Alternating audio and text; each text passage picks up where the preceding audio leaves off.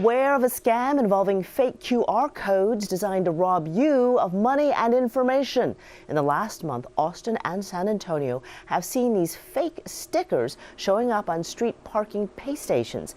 They link to a non-city affiliated website or a fake vendor. So far, no reports of them here. Do know that the city of Houston does not use QR codes on any street parking pay stations. Professor Black Ops, you see it. Let's get it. QR codes used in fake parking tickets, surveys to steal your money. So when you taking those QR codes at restaurants and stuff, be careful. Let's check out the article. As QR code continues to be heavily used by legitimate organizations, from Super Bowl advertisements to enforcing parking fees and fines, scammers have crept in to abuse the very technology for their nefarious purpose. A woman in Singapore reportedly lost $20,000 after using a QR code to fill out a survey at a bubble tea shop. Whereas cases of fake car parking citations with QR codes targeting drivers has been observed in the United States and the UK. Striking while you're asleep, the Singapore-based woman lost $20,000 in a stealthy scam after visiting a bubble tea shop. The 60-year-old woman has not been named, saw a sticker on the bubble tea shop glass during encouraging visitors to scan a QR code and to fill out a survey for a free cup of milk tea. To an average person, and even a fairly technical savvy one, this alone may not raise red flags, considering loyalty reward programs often tout such offers and use QR codes to do so. Enticed by what seemed like a good deal, the 60-year-old scanned the QR code on the sticker and downloaded a third-party app onto her Android phone to complete the survey. As she went to bed at night, her phone suddenly lit up. The bogus survey app she downloaded siphoned $20,000 from her banking account. Ms. Beaver Chu, head of anti-fraud for the OCBC Bank Group Financial Crime Compliance Department, who relayed the news of the victim to local media, calls the scam particularly insidious. The scam is so insidious because scammers took over the victim's phone, and because the victim lost control of their internet banking account, they won't even know when their savings have been completely wiped out, Mr. Chu said. Note is the fact that the particular malware app downloaded by the victims asked for users to grant access to the phone's microphone and camera, in addition to the Android accessibility service, and Android functionality to assist users with special needs that also let apps control the phone screen. The scammer then passively monitors the victim mobile banking app usages and notes and download any login credentials entered by the users during the day.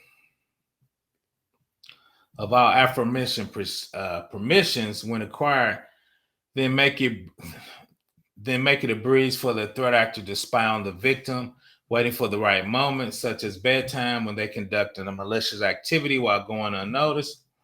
While malware scams are not particularly new, scammers are getting increasingly innovative. Besides website pop-up banners, which are most common, pasting bogus QR codes outside F&B establishment is another cunning way to hook the victims, as consumers may not be able to differentiate between legitimate and malicious QR codes. Last year, the Singapore police warned citizens of crook misusing the single SingPass digital identity system that uses QR codes.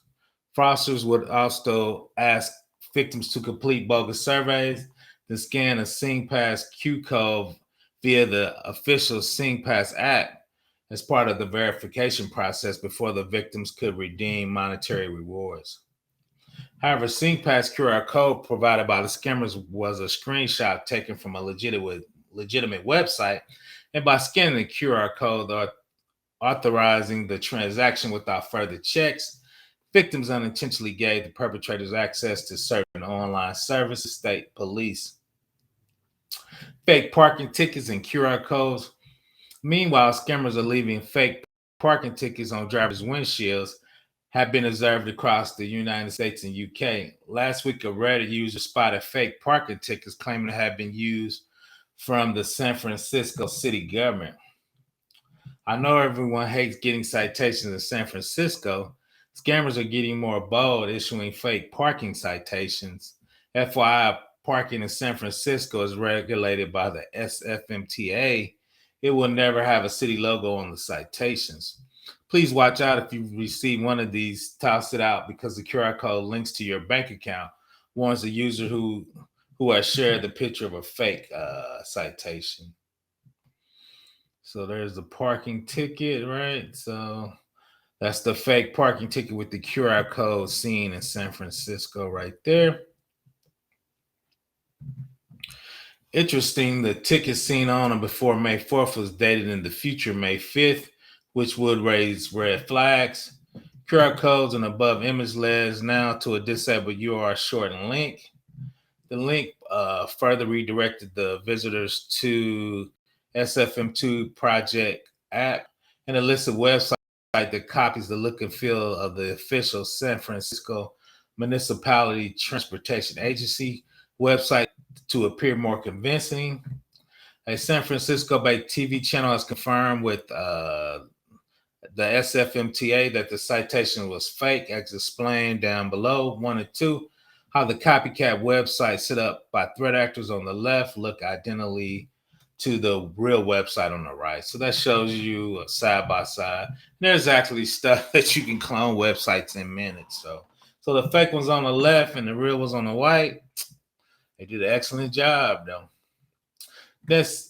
Citizens also was quick to observe the fake website, use Square web payments to form to process fraudulent transaction.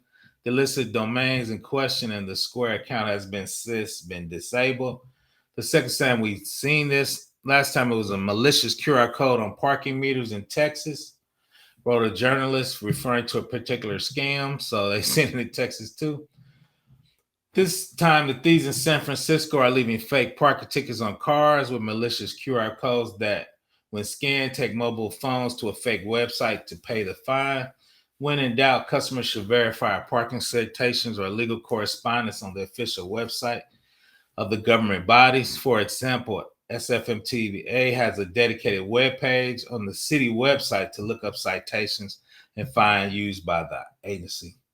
Ironically, the real web page ultimately led users to the parking citation portal hosted on a third-party domain, which does not necessarily make it any more distinguishable from an illicit website set up by the threat actor.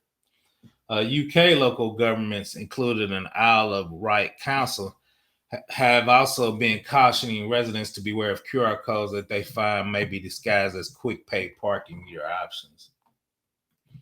People scan the code, enter their credit card information, thinking they are paying for the space, but instead it directs them to a fake website where the scammers capture their payment details, explain the motive. A motorist recently had money taken from their bank account after trying to pay for parking and said and done using a fake QR code stuck to the machine. They were later made aware of the file by their credit card company. The council has since taken steps to check parking meters for any fraudulent QR placed around them and states that the machines do not currently offer payment via QR code. So once again, be careful with those QR codes, especially when you're paying them. I would never pay anything through the QR codes. Just be safe out there. Hackers are busy. Professor Black Ops, please subscribe.